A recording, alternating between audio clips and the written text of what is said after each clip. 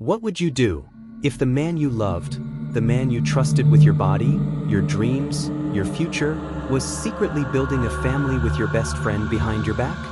Would you cry? Would you run? Or would you do what Clarissa Wells did? She didn't scream. She didn't beg. She just watched. And when the time came, she made sure he never lied to another woman again. They say love is blind, but sometimes it's deaf, dumb, and suicidal.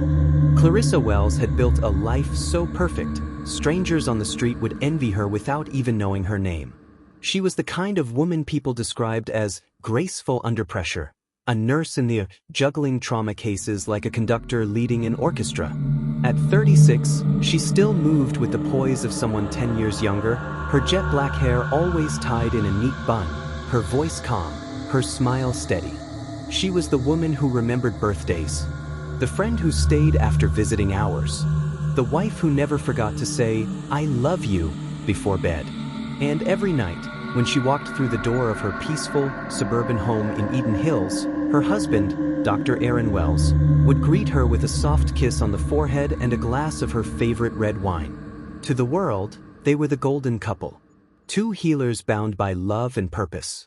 But Clarissa, she had no idea that behind that smile, Aaron was already writing her death sentence.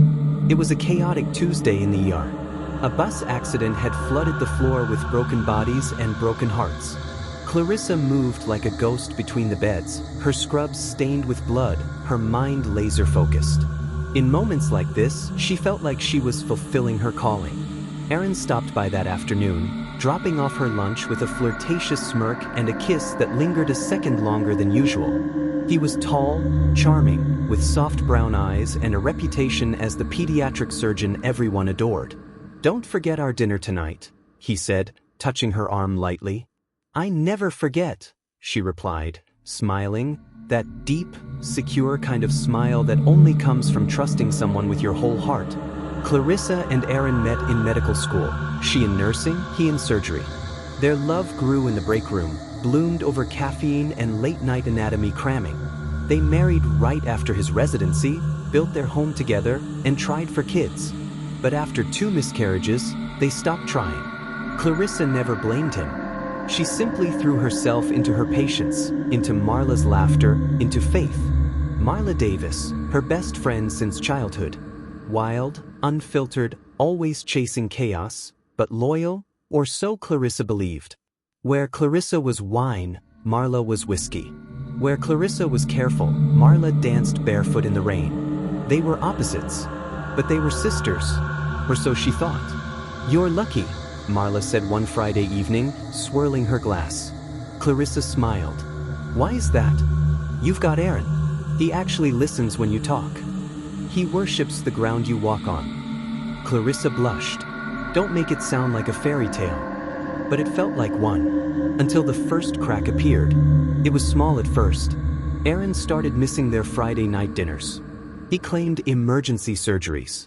Clarissa understood. She lived that life too. But something shifted. The kisses got shorter. His eyes wandered during conversations. His phone buzzed more often, and always face down on the table. She asked no questions. She gave him space. That was her first mistake. One afternoon, a baby boy was rushed into the ER with a severe allergic reaction. The mother was panicked, young, brown hair, shaky hands. Clarissa did what she always did. She calmed the storm. "We'll need to test for hereditary allergies," she said. "The father, is he around?" The woman hesitated. "Yeah, but he's not in the picture." Clarissa took the baby's name, Micah Davis. Her heart skipped. Davis? Coincidence, maybe. Still, something tugged at her gut. Later, when the test came back, Clarissa ran a panel. Just curiosity, she told herself. But when she cross-referenced the DNA for the hereditary condition, the screen flickered with results that made her fingers go cold. Paternal match, Dr. Aaron Wells. Maternal match, Marla Davis. She stared at the screen, waiting for it to change. For the machine to correct itself. For the heavens to scream, "Just kidding." But silence is louder than truth. And in that moment, something in Clarissa snapped. Not loudly, quietly. like the sound of a wire pulling too tight, like a pulse vanishing on a flatline. That night, Aaron came home late again. Clarissa had made chicken Alfredo, his favorite. She plated it perfectly. Candlelit dinner. The table set for two. He walked in, kissed her on the cheek, and said, "I'm starving." She smiled and said, "Eat." He didn't notice the tremble in her voice. He didn't notice the tightness in her smile. He never saw the storm beginning to rise in her eyes. Because men like Aaron never see their reckoning until it's too late. You don't just wake up one morning and decide to stop loving someone. Love dies in phases, soft, silent phases. Clarissa Wells didn't cry the night she confirmed the DNA match. She didn't scream. She didn't throw things.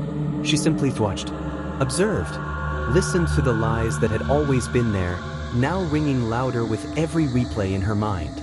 She became a ghost in her own life, a shadow with a stethoscope, a wife who didn't trust her own husband's breathing. And yet, she played along. Because the worst betrayals don't destroy you all at once. They chip away at the edges, day by day. Clarissa ran the test again. Same result. Micah Davis. Mother, Marla Davis. Father, Aaron Wells. There was no mistake. The markers matched too closely. Same blood type. Same chromosomal signature. Clarissa printed the results, folded them neatly, and tucked them into the back of her Bible. She stopped praying that week. Aaron grew more absent. "I've got to cover a shift for Chambers," he'd say. Or, "There's a case in NICU I can't hand off." Clarissa nodded. Every time. Smiling. Stirring tea. Watching the way he avoided eye contact. Noticing the scent of women's perfume that wasn't hers, too fruity, too bold. Like Marla. One night, she checked his dry cleaning receipts. 2 dinners at the Garden and Flame, a romantic place they used to go on anniversaries. Except, she hadn't been there in 2 years. Clarissa texted Marla, "Wine night? It's been forever." Marla took hours to reply. Then, "Babe, I'm swamped tonight. Rain check." Clarissa stared at the screen. She sent another, "You okay? You seemed distant." No reply. The house got colder, quieter. Clarissa began watching Aaron through the cracks in the bathroom door when he thought she was asleep. She started recording his late-night calls from the home phone's second line, the one in the guest room he didn't know still worked. She took his shirt to the lab. Her, long blonde, clung to the collar. The DNA from that hair matched Marla Davis. Clarissa found it one evening tucked in Aaron's gym bag. A second phone. No passcode. The arrogance of guiltless men. Messages lit the screen. "Marla, I miss you. Last night was magic." "Aaron, she doesn't suspect a thing. We just have to be careful." Photos. Dates.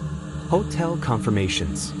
Voice notes of them laughing together, whispering things Clarissa had once believed were sacred between only husband and wife. She didn't cry.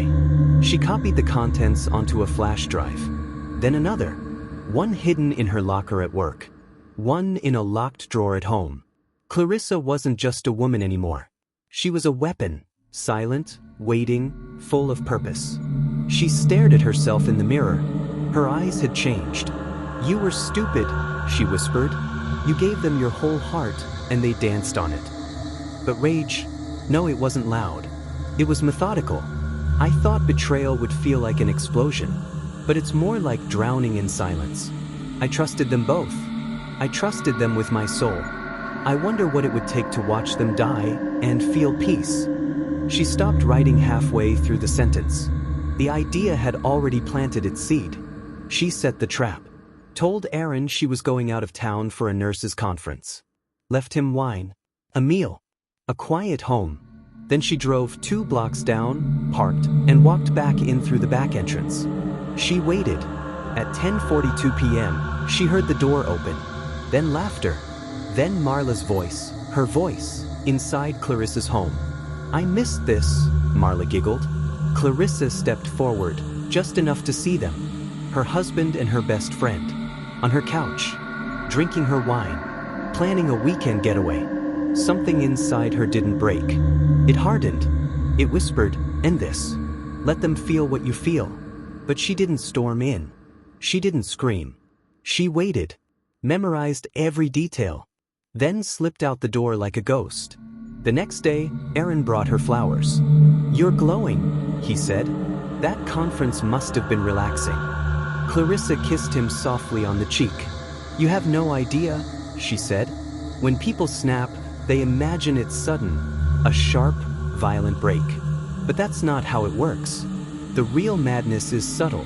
It's a slow leak, drip, drip, drip, until everything good inside is gone, replaced by a quiet, dangerous kind of stillness." Clarissa wasn't angry anymore. She was calm, terrifyingly calm. Because once you realize the people you die for are the ones who stabbed you, death starts to feel like a mercy. Clarissa's days became performance art. She kissed Aaron goodbye every morning, made breakfast with a smile, and went to work like nothing had happened. But her nights? They were surgical. She studied dosages, researched compounds, cross-checked medical records. Not for patients, but for Aaron. She knew how to kill a man without leaving a trace. It was her job to know. Now, it would be her salvation. Clarissa didn't just want revenge, she wanted confirmation. She wanted to see the betrayal in motion. She planted a camera in the house. Motion triggered, hidden in a fake smoke detector above their bedroom door. She watched them, Aaron and Marla, writhing on the bed she bought, whispering lies into each other's ears. "Do you think she knows?" Marla asked once, mid-giggle. "She's too good for that. Besides, she still thinks I love her." Clarissa paused the video, rewound it, played it again. "She still thinks I love her." She whispered to herself. "No, Aaron, she doesn't." The final crack came weeks later. Clarissa attended a pediatric conference. She wasn't supposed to go. She only went because she needed space. One of the speakers? A geneticist who'd consulted on rare hereditary conditions. They were discussing cases where doctors fathered children under false pretenses. The slide flashed. Case study, MD falsely denied paternity. Genetic testing exposed long-term infidelity involving multiple children. Clarissa's breath caught. Children? She raced to the hospital database, searched under Marla's name, then cross-referenced patients born in Eden Hills in the last 6 years.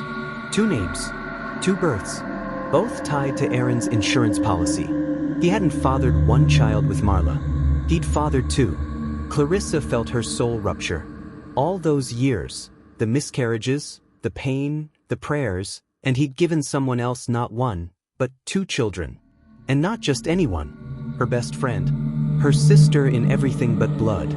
She stood in the hospital supply closet and screamed silently into her hands until her voice cracked.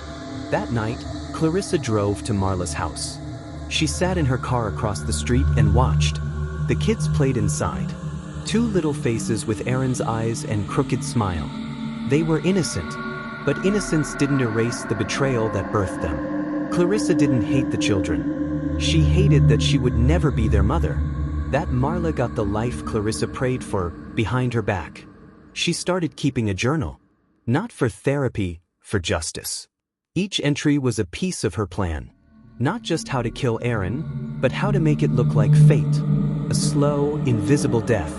One entry read, "A 15 milligrams dose of suspenseful chloride, administered in microdoses, can mimic a cardiac event. Won't trigger red flags unless someone specifically looks for it." Which they won't. Not for a healthy man in his 40s. Another, "Marla will cry. She's good at that. She'll play the grieving best friend. Maybe I'll hold her while she sobs. And maybe I'll whisper to her that I always knew." Clarissa didn't want to kill him in rage. She wanted him to feel safe, but unaware. She wanted him to taste the lie he built one last time before it all faded to black. Clarissa stole small amounts from the hospital. She practiced on lab mice, measured vitals, timed the paralysis. Everything was precise. Aaron wouldn't suffer, not visibly. But Clarissa? She wanted to watch his soul slip out of his eyes. She walked through it again and again. Dinner. A soft injection in his neck while he slept. Wait 45 seconds. Hold his hand. Whisper goodbye. But still, part of her hesitated. Not because she still loved him. No, that was dead. It was the ghost of morality clawing at her. The nurse inside her, screaming not to violate her oath. But that nurse had died the night she found Marla in her bed. And what rose in her place was something colder, smarter, and far more dangerous. I took vows. So did he. Only difference is I met mine. And now he'll die by the hands that once held him in love. And maybe that's the truest form of justice. Not the law, but consequence. Some people kill in a moment of rage. Others kill for money. But Clarissa Wells? She killed for peace. Not the kind of peace that comes from silence. No, this was justice peace. The kind you earn. The kind that comes after watching the love of your life burn down everything you were, and smile while doing it. And so, she did what she had to do. With her own hands. Her own tools. Her own calm, surgical precision. It was a Thursday. Clarissa made Aaron's favorite meal, rosemary lemon chicken with truffle risotto. She lit the candles. She poured the wine. Everything looked perfect. He walked in smiling, loosening his tie. "Wow," he said, "did I forget something? Anniversary?" Clarissa smiled back. "Just felt like celebrating you." He kissed her, slow and soft. A kiss meant to disarm. She didn't flinch. Her heart didn't even skip. They talked over dinner like any normal couple. Aaron complained about hospital politics. Clarissa listened. She even laughed when he cracked a tired joke. "You're quiet tonight," he said. She sipped her wine. "Just soaking you in." And he believed it. Later that night, Clarissa waited until he was asleep. She had prepared the injection hours before. The vial was in the fridge, tucked behind the salad dressing. Suspenseful chloride. A paralytic. Fast-acting. Untraceable in small doses. She approached the bed with silent footsteps. Her hand didn't shake. She slid the needle just beneath his jawline. The injection was clean. He didn't even flinch. 30 seconds in, Aaron stirred. His breathing quickened. His hands twitched. But he couldn't scream. Couldn't move. Couldn't fight. Clarissa sat beside him, holding his hand like she used to after his surgeries. "I know everything," she whispered. His eyes widened in terror. "I know about Marla. I know about the children. I know what you did. And I want you to know something." She leaned in close, lips brushing his ear. "I forgave you long enough to kill you slowly." He blinked once. Then again. Then not at all. By the time the sun rose, Dr. Aaron Wells was dead. The official cause? Cardiac arrest. Tragedy. So sudden. So clean. Clarissa called 911 just before dawn. "My husband," she sobbed into the phone. "He's not breathing. I think he had a heart attack." The paramedics arrived. Clarissa played the role perfectly. Shocked, devastated, hysterical. Everyone believed her. Why wouldn't they? She was the loyal wife. The nurse. The one who'd given everything to him. Marla showed up in tears. Clarissa opened the door like nothing was wrong. "I heard the news," Marla whispered, falling into her arms. Clarissa hugged her, tight, so tight. "I don't know what I'll do without him," she whispered, face buried in Marla's shoulder. She almost choked on the irony. Marla wept harder. "God, Clarissa, I'm so sorry. He loved you so much." Clarissa pulled away slowly. "Yes," she said. "He did." The service was beautiful. Everyone spoke of Aaron's brilliance, his healing hands, his charm. Clarissa sat in the front row, veil down, face blank. But inside, a storm of relief. The man who broke her? Gone. Buried. Forgotten. But Marla? Marla was still breathing. Clarissa didn't want to kill her. Not yet. Letting Marla live was the punishment. She'd watch the children grow. Watch the shadows in Clarissa's eyes deepen every time they crossed paths. She'd see the suspicion grow in her own reflection. And that would be worse than death. Weeks passed. Clarissa returned to work. Her colleagues whispered about how strong she was. "You're handling this with such grace," they said. She smiled. Grace had nothing to do with it. It was satisfaction. Control. until the first whisper of guilt slipped in. Clarissa began waking in cold sweats. Aaron's voice in her dreams. "You were supposed to love me," he'd whisper. "You were supposed to save me." She'd wake up gasping, clutching the empty side of the bed. The same bed where he betrayed her. Clarissa donated his clothes, cleaned out his closet. But one box, a box of old watches and cufflinks, she left in the attic. She forgot about it, until the cleaning lady found it and brought it down. Inside was a note, a card, a photo. Aaron and Marla, smiling, holding their baby. Clarissa burned it in the sink, but something in her eyes had changed. The fire didn't take away the memory. It just made room for guilt. She had won. But victory, she was learning, has a taste. And sometimes it's bitter. The world kept spinning. But Clarissa felt like she was standing still, watching everything move without her. Until one day, the world stopped spinning too. Some crimes vanish with time. Others rot from the inside. You don't bury betrayal. You plant it. And Clarissa was starting to feel something grow. She thought it was over, that she'd locked every door, swept every fingerprint, erased every sign. But fate has a funny way of knocking twice. Clarissa was drinking tea in silence when the doorbell rang. Detective Riley Torres stood on the porch. Late 30s, ex-military, sharp, eyes that saw everything. "Sorry to bother you, Mrs. Wells," he said. "Mind if I come in?" She nodded politely, hiding her nerves behind habit. Of course. They sat. She offered coffee. He declined. "Just a few routine questions," he said, flipping open a small notepad.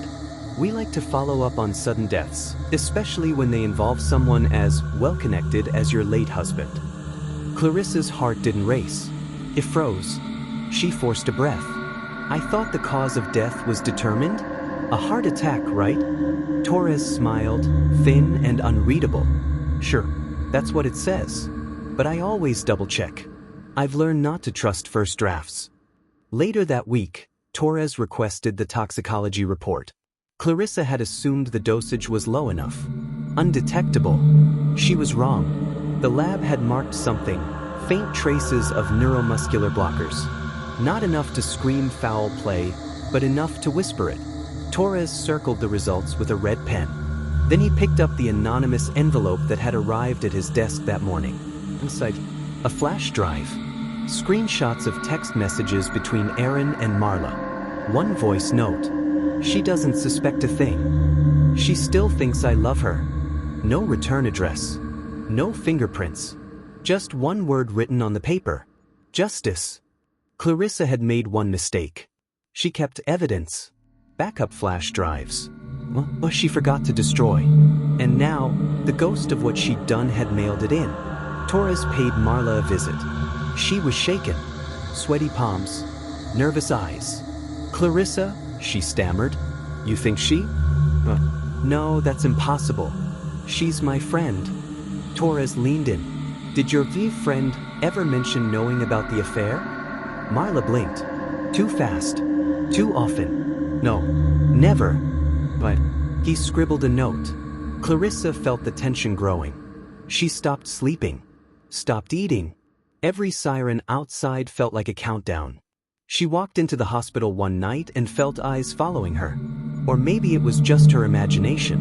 But paranoia was now her roommate. Even the children she passed in the hall stared at her too long. She started hearing Aaron's voice, in her car, in the quiet hum of the fridge. "You promised to love me. Till death." One night, Clarissa stood in front of the mirror. She looked at her hands. So steady when she gave the injection. But they shook like leaves in a hurricane. She whispered to her reflection, "Why do you still feel him?" The reflection whispered back, "Because you didn't just kill him, you killed who you were." Marla showed up at her door one rainy night, drenched, trembling. "I can't do this," she cried. "I feel like someone's watching me. I haven't slept in weeks." The detective, he knows something. Clarissa stood in the doorway, calm. "You should rest," she said. "Maybe you're just guilty." Marla stepped back. Did you?" Clarissa didn't answer. She simply smiled. "Go home, Marla. You have children. Don't ruin their lives too. 2 days later, Torres came back. This time, he wasn't asking, he had a warrant. They searched the house. Clarissa's closet. The attic. The drawer she thought no one would find. The Bible. The journal. The old bottle with trace residue. Enough to raise alarms. Enough to open a murder case. Clarissa didn't run. She didn't scream. She walked out of her home in handcuffs, calm, silent, dignified. The media swarmed. Headlines spun. Nurse murders surgeon husband in twisted love triangle. Best friend betrayal leads to cold-blooded crime. But Clarissa didn't care. She had one thing left to do. From her jail cell, she wrote a letter, not to the police, not to the court, to Marla. You took everything from me, but I left you with something worse than grief, the truth. You will never know peace. Not while I'm gone. Not while he's buried. Not while your children look at you with his eyes. I don't hate you. I pity you, because you'll wake up every day knowing you weren't worth mercy. She folded the letter, sent it, then sat back on her cot and closed her eyes. And for the first time in weeks, she slept. Some say prison is punishment. For Clarissa Wells, it was transformation. Not the kind they talk about in books or movies. Not some saintly rebirth. Clarissa didn't seek forgiveness. She didn't beg the world to understand her. She embraced who she'd become, a woman forged in betrayal, sharpened by truth, and reborn through consequence. The cell was small, cold, concrete, but it was quieter than her marriage had ever been. The other inmates whispered about her, the angel nurse who snapped, the woman who'd poisoned her perfect husband, the woman whose eyes didn't cry, but cut. Clarissa walked through the prison yard like a shadow wrapped in silk. Watching. Some feared her. Some respected her. But all of them listened when she spoke. At first, Clarissa kept to herself.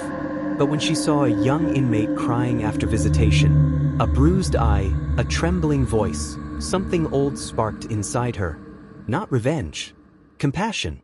She sat beside the girl and listened. That was the first. Soon word spread. Clarissa was different. She wasn't loud, but she understood pain. And so, she became the one they came to when they didn't know who they were anymore. The nurse returned, not with scalpels or syringes, but with words that stitched souls back together.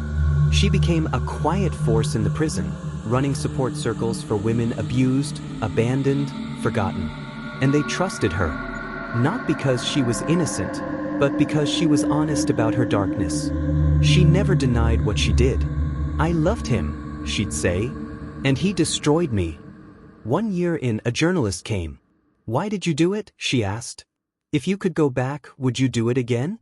Clarissa smiled, not cruelly, but with a sorrow that filled the room. I didn't kill him out of hate, she said. I killed the version of myself that loved blindly. The journalist scribbled fast, trying to keep up. But would you do it again? Clarissa looked out the window. I don't regret removing the cancer. I only regret letting it grow for so long. Outside, life moved on. But Marla didn't. After the letter, something in her unraveled. She pulled her kids out of school, changed cities, lost weight, became a ghost in her own right. The guilt was eating her alive, the kind Clarissa didn't need to inflict. Because truth is the most violent punishment of all. 2 years later, Clarissa had a visitor. It was a young woman, nervous, dressed in cheap heels and a blazer too big. My name is Camilla Torres, she said. I'm Detective Torres' niece. I'm writing a book about you. Clarissa raised an eyebrow. A book? Camilla nodded. Not just about what you did, but about why. About how women break. How they're broken. Clarissa studied her for a moment, and then she spoke. The book was never meant to be a bestseller. But when it came out, titled The Blood Oath, When Love Becomes Death, it sparked a movement. Women across the country began sharing their own stories, betrayal, abuse, injustice. Clarissa's face became a symbol, not of murder, of a woman who finally said no, who stopped being the victim. Her name carried weight, not glory, but something heavier, something real. Clarissa, years later, wrote one last letter, not to Marla, not to the world, but to the children her husband had fathered. Dear Micah and Lily, you will grow up one day and hear stories about me. Some will say I was evil. Some will call me broken. Maybe I was both. But what matters is this. I never blamed you. You were born of betrayal, yes, but you are not betrayals. You are innocence. And I hope you never become like any of us. Your father was not a monster. He was weak. And sometimes, weakness destroys everything it touches. Be stronger. Be kinder. And above all, tell the truth. Clarissa died in prison at the age of 49. Not violently. Not dramatically. Just quietly. In her sleep. The same way she had ended Aaron's life. Some said it was karma. Some said she died at peace. But those who knew her story, the real story, knew one thing. She didn't die a murderer. She died a woman who had finally taken back her power, even if it cost her everything. Thank you for joining us for this true crime documentary. Don't forget to subscribe to stay updated on more chilling story true life crime.